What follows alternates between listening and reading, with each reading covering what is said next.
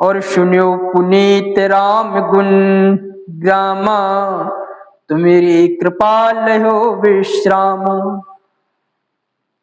और आपकी कृपा से मैंने राम जी की सुंदर कथा को सुना और कथा सुनकर मेरे मन को विश्राम मिला। गुरु जी महाराज स्वीकार करते हैं कि भगवान की कथा सुनने के बाद मुझको विश्राम मिला है। हम भी भगवान की कथा सुनते हैं पर हमको तो विश्राम समझ में नहीं आता। क्यों? क्योंकि अभी हमारे मन का संशय नष्ट नहीं हुआ, अभी हमारे मन का शोक नष्ट नहीं हुआ, अभी हमारे मन का मोह नष्ट नहीं हुआ, अभी हमारे मन का भ्रम नष्ट नहीं हुआ। जब तक मन का संशय, मन का मोह, मन का अज्ञान, मन का शोक नष्ट नहीं होगा तब तक भगवान की कथा से हमें विश्राम में मिलने वाला नहीं। कथा से विश्राम मिलता है, लेकिन हमारे मन में अगर संशय के बीज पड़े तो कथा में ही संशय हम करने लगे। हमारे मन में भ्रम बना है तो हम हर जगह भ्रमित रहेंगे। इसलिए अपने शोक को, संदेह को, भ्रम को निकालने के लिए किसी संत की जरूरत है। इसीलिए तो गोस्वामी जी महाराज कहते हैं कि भगवान की कथा सुनो पर उससे पहले बिन सत्संग ना हरि कथा। भगवान की कथा श्रवण करो पर साथ में सत्संग करो, क्योंकि संत के संग से विवेक जागृत होता है और विवेक जब हमारा जागृत होता है तो संशय, शोक, मोह, अज्ञान, भ्रम ये चले जाते। इसलिए संतों के साथ में रहकर भगवान की कथा श्रवण करने से हमें सुकून, शांति मिलेगी। बिन सत्संग ना हरि कथा, ते बिन मोह ना भाग। बिना सत्संग के भगवान की कथा श्रवण करेंगे तो मोह जाने वाला नहीं है। इसलिए सत्संग के साथ में भगवान की कथा हो तो हमारा मोह चला जाएगा, और जब हमारा मोह चला जाएगा तो मोह जाने के बाद हमारे चित्त में भगवान की चरित्र का चित्रण होने लगेगा। भगवान की जो लीला है वो हमारे चित्त में स्थापित हो जाएंगी। जो अभी हमारे चित्त में संसार का चिंतन भरा है, मोह के जाने के बाद ये संसार के चिंतन की जगह हमारे चित्त में भगवान का चिंतन सवार हो जाएगा। भगवान की लीलाओं का चिंतन होने लगेगा, भगवान की स्वरूप का, भगवान की कथाओं का चिंतन होने लगेगा। ये कब तक नहीं होगा? जब तक हमारे चित्त में मोह का प्रवेश है। और मोह कब जाएगा? बोले कथा से तो जाएगा, लेकिन कथा कैसी हो? संतों के साथ में हो, अर्थात विवेक पूर्वक हो। कथा तो भगवान की कहानियां हैं, कहानियों को सुनना अच्छी बात है, लेकिन उन कहानियों में साथ साथ विवेक भी होना चाहिए। वो सत्संग से होता है। नहीं तो भगवान की ऐसी ऐसी विचित्र कथाएं हैं कि उन कथाओं को सुनने से संशय तो दूर नहीं होगा, बल्कि उन कथाओं में ही कथाओं में ही संशय हो जाएगा अगर विवेक नहीं है। जैसे सती जी को हो गया, गरुण जी को हो गया, कथा भगवान की लीला से तो संशय हो गया कि राम जी तो परम ब्रह्म परमात्मा थे, तो एक राक्षस के बंधन में कैसे पड़ गए? ये अज्ञान के कारण ही तो संशय हुआ। जो कथा संशय को नष्ट करने वाली है, राम कथा सुंदर करतारी संशय विहंग उड़ावन हारी, जो भगवान की कथा संशय का निवारण करने वाली है, और यदि बिना सत्संग के उस कथा से हम जुड़ेंगे तो वही कथा संशय को भी प्रकट करने वाली है। इसलिए हर किसी से नहीं, पहले सत्संग करे, बहुत सत्संग करे, संतों के साथ में रह रहकर कथा श्रवण करे, जिससे हमारा विवेक जागृत होगा। क्योंकि बिन सत्संग विवेक न हुई, जब विवेक जागृत होगा तो हमारा धीरे धीरे संशय, मोह, अज्ञान, भ्रम सब नष्ट हो जाएगा। जब हमारा सब नष्ट हो जाएगा फिर भगवान की कथा से हमको आनंद ही आनंद प्राप्त होगा। वही कथा बड़े बड़े महापुरुष समाधियों को छोड़कर कथा सुनने आते। क्यों? क्योंकि उनको उस कथा से आनंद प्राप्त होता है, विश्राम प्राप्त होता है। वही हम कथा कोई समय पास के लिए सुन रहा, कोई अपना ज्ञान वर्धन के लिए सुन रहा, कोई किसी भाव से सुन रहा, लेकिन ऐसा तो नहीं कि कथा सुनने से विश्राम मिलता हो। अब कुछ करने की इच्छा ना हो, केवल भगवान का भजन। ये तभी जागृत होता जब हम सत्संग में बैठकर, संतों के बीच में बैठकर विवेक जागृत करके जब कथा श्रवण करेंगे, तब विश्राम होगा। विश्राम अर्थात जो इंद्रियां हमारी यत्र तत्र, हमारा मन जो यत्र तत्र भाग रहा, इसको सुकून मिलेगा। जो हमारा मन किसी एक वस्तु पर स्थित नहीं रहता है, कभी किसी वस्तु पर इंगित करता है, कभी किसी वस्तु पर इंगित करता है, जो हमारा मन है, ये मन जब शांत हो जाएगा तब विश्राम होगा। अभी तो ये मन जब तक हम सो रहे, जाग रहे, प्रति क्षण ये चलाए बाने रहता, क्षण में कलकत्ता, क्षण में दिल्ली, क्षण में आगरा, घूमता ही रहता है, एक जगह स्थित नहीं। इससे कहो भगवान का भजन करो तो 1 मिनट 2 मिनट भजन करेगा, जैसे हम असावधान हुए तो दूसरी जगह भाग जाए। तो सोचा कोई बात नहीं, जहां भाग रहा वहीं उधर ही जाने दो, वहां भी स्थित नहीं होता है, वहां से भी फिर तीसरी जगह भागता है, एक जगह बैठता नहीं है। और जो मन हमारा सदा चलायमान रहता है, जब ये स्थित हो जाए तो समझना चाहिए विश्राम हो गया। ये कब होगा? जब हमारा विवेक जागृत होगा, ज्ञान जागृत होगा, तब हम भगवान की कथा श्रवण करेंगे, तब कथा से विश्राम होगा। श्री गरुण जी महाराज जी कहते हैं कि सुन्यो पुनीत राम गुण ग्रामा, तो मेरे कृपालयो विश्रामा। मैंने भगवान का सुंदर गुणों को चर्चा सुनी, आपकी कृपा से मुझे विश्राम प्राप्त हो गया। अब लेकिन मन में फिर भी हमारे एक बात है, जैसी कोई बात है नहीं, अब सब कुछ सही हो गया, लेकिन अगर जिज्ञासा नहीं होगी तो श्रवण करने का अवसर प्राप्त नहीं होगा। हमारे मन में कोई भी प्रश्न ना हो, लेकिन जिज्ञासा होनी चाहिए बहुत कुछ जानने की। जब जानने की जिज्ञासा होगी तो हम झूठ भी बोले देंगे कि हम ऐसा नहीं जानते, आप ऐसा बताइए। जैसे कि भरद्वाज जी महाराज प्रश्न करते हैं जागवल्क्य जी महाराज से कि राम कबन प्रभु पूछो तो ही। क्या भरद्वाज जी महाराज राम जी के बारे में जानते नहीं? नहीं, बिल्कुल जानते हैं, लेकिन जिज्ञासा है मन में, राम जी के बारे में बहुत सुनना चाहते हैं।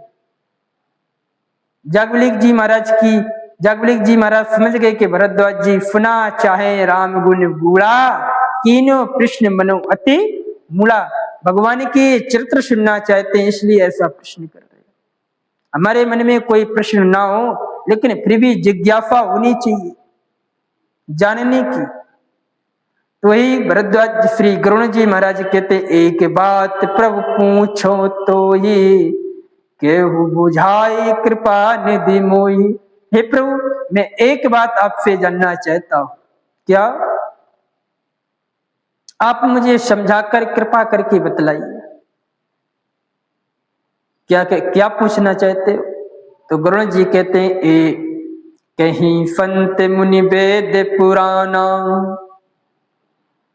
नहीं कछु दुर्लभे ज्ञानी समाना। मुनि लोग, संत लोग, वेद पुराण 4 नाम लिए। संत ऐसा कहते हैं, मुनि ऐसा कहते हैं, वेद ऐसा कहते हैं, और पुराण ऐसा कहते हैं। क्या कहते हैं? कि नहीं कछु दुर्लभ ज्ञान समाना। ज्ञान के समान कोई चीज दुर्लभ नहीं है। ज्ञान परम पवित्र है, बड़ा दुर्लभ है, ये सभी लोग कहते हैं। लेकिन मैंने आपके मुख से कुछ और सुना है। क्या सुना? सो मुनि तुम फन क्यों गुफाई, नहीं आदरो भगत के नाई। लेकिन हे प्रभु, जिस ज्ञानी की प्रशंसा वेद पुराण शास्त्र संत महात्मा सभी लोग करते हैं, उस ज्ञान का आपने भक्ति के समान आदर नहीं किया। आपने भक्ति का बहुत सम्मान किया, पर जो जिस ज्ञानी की वेद भी प्रशंसा करते हैं, उस ज्ञान का आपने आदर नहीं किया। आदर किया है पर भगत के नहीं किया। आदर नहीं आदर्य भगत की, नहीं भक्ति की तरह आपने इसका सम्मान नहीं किया। सम्मान तो किया ज्ञान का, लेकिन जितना आपने भक्ति का सम्मान किया उतना ज्ञान का सम्मान नहीं किया। इसका कारण क्या है? क्या ज्ञान में और भक्ति में कोई अंतर है? आपकी बातों से तो मुझको लगता है कि ज्ञान में और भक्ति में कुछ अंतर है, इसलिए आपने ज्ञान से भक्ति को विशिष्ट रखा है। अगर कोई अंतर है तो वो भी मुझको बताइए। ज्ञानी भक्त ही अंतर केता, सकल कहो प्रभु कृपा निकेता। यदि आपकी दृष्टि में ज्ञान में और भक्ति में अंतर है तो वो अंतर क्या है? इसको आप विस्तार से मुझे समझाकर बतलाइए। बढ़िया प्रश्न है। काफन जी महाराज बड़े प्रसन्न हुई और कहा, सुन उर्गार बचन सुख माना, फादर बोलो कागे सुजाना। गरुण जी महाराज के प्रश्न को सुनकर काफन जी महाराज बड़े प्रसन्न हुए। जब श्रोता कोई अच्छा प्रश्न करता है तो वक्ता को प्रसन्नता होती है कि ये ध्यान से कथा सुन रहा। अगर कोई प्रश्न ही नहीं हो रहा तो सुनने में संदेह होता कि पता नहीं सुन रहा कि नहीं सुन रहा, समझ में आ रहा कि नहीं आ रहा। श्रोता के प्रश्न करने से वक्ता को तभी ज्ञात होता है कि इसको समझ में आ रहा कि नहीं आ रहा। इसलिए श्रोता को चाहिए कि कुछ ना कुछ प्रश्न करना चाहिए, जिससे वक्ता का उत्साह बढ़ता है और वक्ता को इस बात का भान होता है कि श्रोता किस स्तर का है, क्या सुनना चाहता है।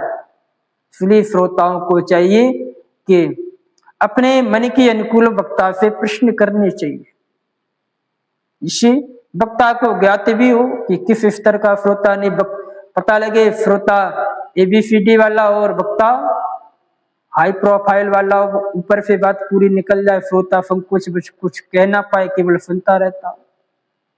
ऐसा भी नहीं होना चाहिए। या श्रोता बहुत उच्च कोटि का हो, वक्ता बिल्कुल साधारण हो, तब भी बात नहीं बनती। इसलिए श्रोता और वक्ता के बीच में सामंजस्य होना चाहिए। और सामंजस्य कैसे होगा? वो संवाद से होगा। काफन जी महाराज सुंदर कथा सुना रहे, बीच बीच में गुरु जी महाराज अपने प्रश्न दे रहे, एक संवाद बन रहा है। तो प्रश्न किया कि ज्ञान क्या है, भक्ति क्या है, और ज्ञान और भक्ति में अंतर क्या है। इस प्रश्न को सुनकर काफन जी महाराज के मन में बड़ी प्रसन्नता हुई।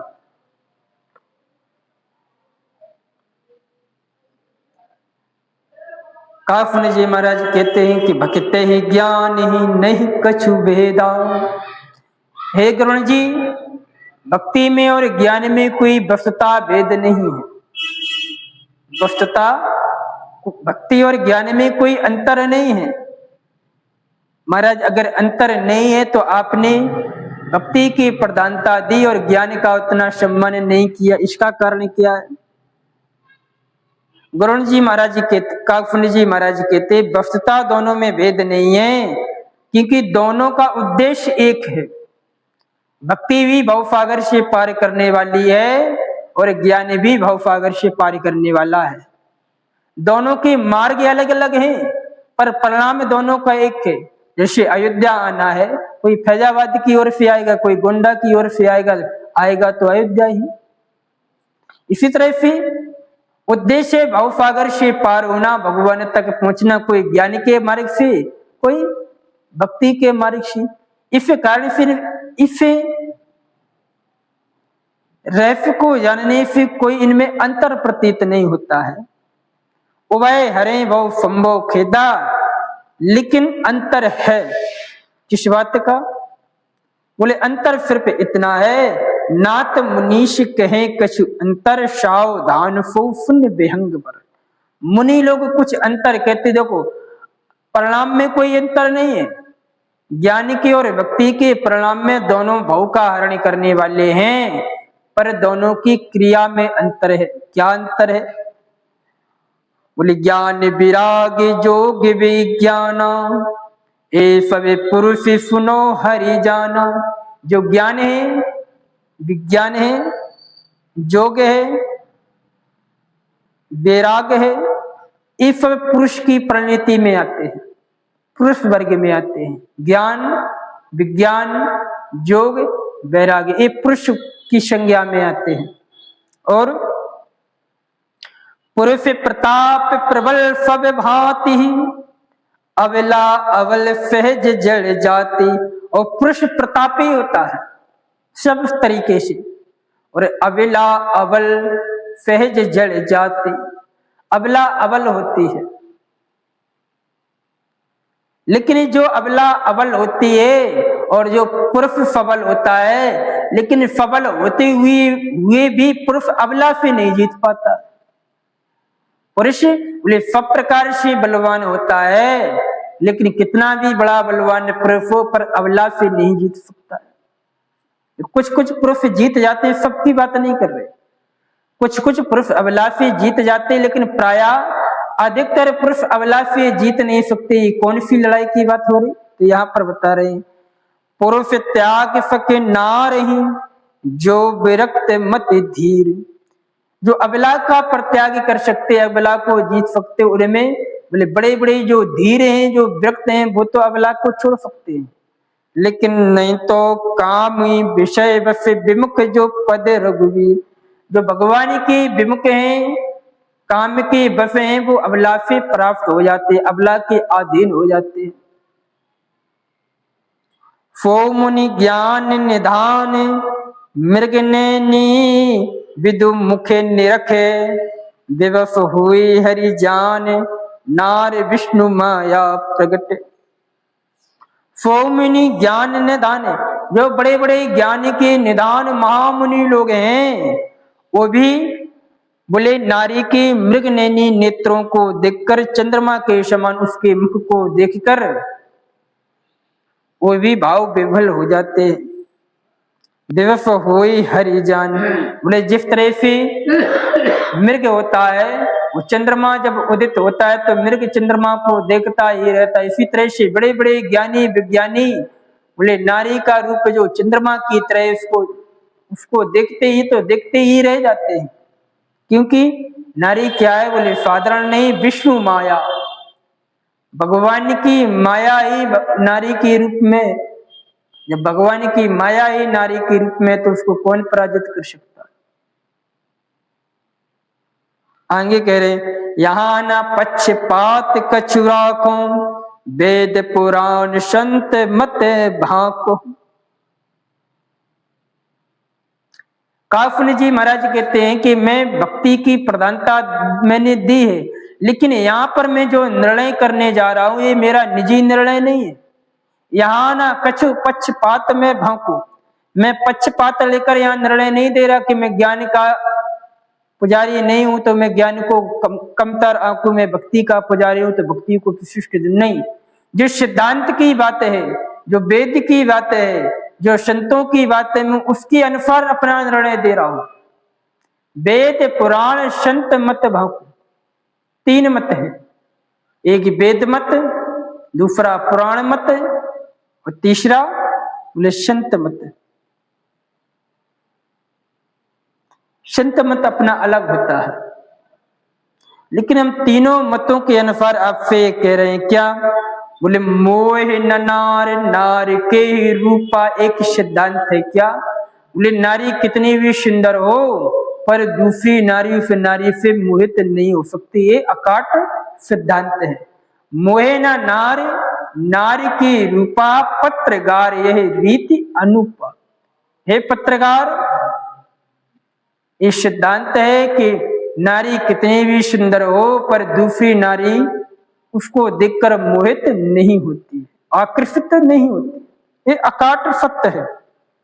अब दूसरी बात सुने, माया भगत सुनो तुम दो। माया और भक्ति ये दोनों नारी है, नार वर्ग जाने सब कोई। माया भी भक्ति है, माया भी नारी वर्ग है और भक्ति भी नारी वर्ग है, लेकिन ज्ञान वैराग बोले पुरुष वर्ग है। ध्यान देना, नारी वर्ग बोले माया है, माया से हमको बचना है। हमारे पास फिर दो साधन है, एक ज्ञान साधन है, दूसरा भक्ति साधन है। और हमको बचना किससे? बोले जो माया रूपी नार से बचना है। अब माया रूपी नार से अगर हम बचना है, अगर पुरुष रूपी ज्ञान का सहारा लेंगे तो पुरुष तो सहज आकर्षण नारी में हो जाता है, लेकिन अगर हम भक्ति रूपी नारी का सहारा लेंगे तो नारी नारी से मोहित नहीं होती। बस यही बात काफन जी महाराज समझाना चाहते हैं कि माया भगत सुनो तुम दो, नार वर्ग जाने सब कोई, पुण्य रघुवीर भगत प्यारी, माया खल नर्त की बिचारी। उस पर भी जो भक्ति है वो महारानी की पद पर है, क्योंकि भगवान को प्रिय है तो भक्ति महारानी है। और माया क्या है? बोले माया भगवान की दासी है, नर्तकी है। महारानी है श्री भक्ति मैया, और माया है जिससे हमको बचना है, वो भक्ति मैया की दासी है। भक्त शान कूल रघुराया, ताते ते डरपत अति माया। और भगवान श्री राम भक्ति रूपी जो भक्ति रूपी नारी है उसकी अनुकूल है, उसको महारानी बनाकर भगवान ने रखे हैं, और जो माया है बोले उसको दासी बनाकर रखे हैं। अब दासी कितनी भी सामर्थ्यवान हो पर महारानी से सदैव डरती है। तेहि विलोक माया राम भगत निरुपम नृपाधि, बफे जाफ उर सदा आबादी। और जो भगवान की भक्ति महारानी की तरह है, वह भक्ति अगर हमारे हृदय में विराजमान होगी तो दासी रूपी जो माया है वो हमारे नजदीक भी नहीं आएगी। क्योंकि अगर भक्ति रूपी महारानी को हमने अपने हृदय में विराजमान करा लिया और हम नहीं चाहते कि माया रूपी नारी हमारे जीवन में आए, और भक्ति मैया से हम प्रार्थना करेंगे तो भक्ति मैया उसको दुत्कार कर बाहर भगा दे। तो ये तो है भक्ति की महिमा। तेहि विलोक माया फकचाई, कर न सके कछु निज प्रभु ताई। अस विचार जे मुनि विज्ञानी, जांचे भगत सकल गुण खानी। इसी कारण से बड़े बड़े ज्ञानी विज्ञानी लोग ज्ञान विज्ञान की प्रधानता ना देकर भक्ति की प्रधानता देते हैं। क्यों? इसलिए क्योंकि भक्ति भी नारी है और माया भी नारी है, और भक्ति नारी होती हुई महारानी है, और जो माया है वो नारी होती हुई वो दासी है। इसलिए वो भक्ति रूपी महारानी से सदा डरती रहती है। तो डरती रहती है तो उसका मगर सहारा ले लेंगे भक्ति का तो माया रूपी नार हमसे दूर रहेगी। लेकिन वही अगर हम ज्ञान का सहारा लेंगे तो ज्ञान पुरुष के समान है, और पुरुष का नारी में सहज आकर्षण होता है। अब कोई कोई धीरवान हो तो वो तो बच जाए, बात अलग है, लेकिन प्रायः पुरुष बोले नारी के आकर्षण में विलीन हो जाता है। इसलिए जो बड़े बड़े ज्ञानी हैं वो भी ब्रह्मा आदि पदों को प्राप्त करके भी इस धराव में गिर जाते हैं। इसलिए काफन जी महाराज कहते हैं कि हमने भक्ति की प्रधानता इसी कारण से दी। कोई ज्ञान से हमारा दोष नहीं है, या दोष भाव से हमने भक्ति से कमतर ज्ञान को आका, लेकिन आपके सामने हमने सिद्धांत रखा। इस सिद्धांत के कारण मैंने भक्ति की प्रधानता रखी है। यह रहस्य रघुनाथ कर बेक न जाने कोई। जो रहस्य हमने आपको बताया है ज्ञान और भक्ति का, ये भगवान का रहस्य को कोई शीघ्र नहीं जानता। जो जानता है उस पर भगवान की कृपा होती है। जो जाने रघुपति कृपा तो सपने मोहे न हुई। जो इस रहस्य को जाना जाता है फिर उसके जीवन में कभी मोह नहीं रहता। क्योंकि ज्ञान और भक्ति में अभी एक चीज और समझने वाली है। यहाँ पर कह रहे कि जो इस रहस्य को जाना जाता है उसको मोह नहीं होता है। क्यों नहीं होता? क्योंकि अगर वो भक्ति का सहारा लेगा, भक्ति अर्थात शरणागति। भक्ति क्या है? बोले भगवान की आधीनता को स्वीकार करना। जब एक भरोसे, एक बले, एक आपसे विश्वास से, एक राम घनश्याम हित चातक तुलसीदास। जब हम भगवान की आधीनता को स्वीकार कर लेंगे, भगवान के भरोसे